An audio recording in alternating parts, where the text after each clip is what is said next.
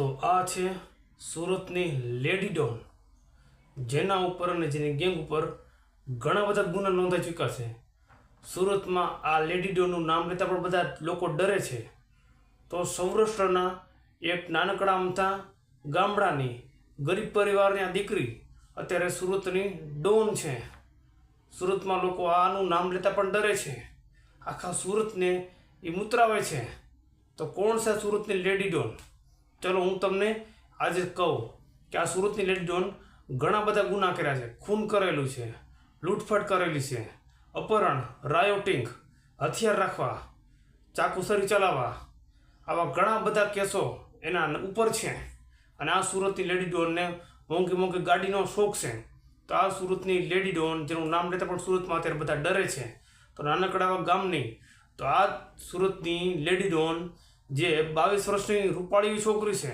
તમે જો તો તમને તો લાગશે કે આટલી રૂપાળી સુંદર છોકરી ડોન હોઈ શકે? તો હા, આ રૂપાળી સુંદર છોકરી, એને ગોરી મેમ સુંદર છોકરી અત્યારે સુરતને મુતરાવે છે એટલે ડોન છે. તો આ 22 વર્ષની છોકરી, એનું નામ છે અસ્મિતાબા ગોહિલ, કે દરબાર છે. અસ્મિતાબા ગોહિલ ઉના ગામના, ઉના તાલુકો, ઉના જિલ્લો, ઉના જિલ્લાનું ગાંગડા ગામ, એમના એક ગરીબ પરિવારની દીકરી હતી, જે એના ગામના છોકરા સાથે સુરત ભાગી ગઈ હતી. ત્યાર પછી એના ગામના છોકરા દ્વારા મળી અને એણે ત્યાં એક ગેંગ બનાવી. એમનું નામ છે ભૂરી. સુરતમાં ભૂરી ડોન તરીકે ઓળખાય છે. તો ગેંગ બનાવી સુરતમાં વરાછા વિસ્તારમાં ખૂબ આતંક મચાવ્યો અને સુરતની ડોન બની ગઈ છે.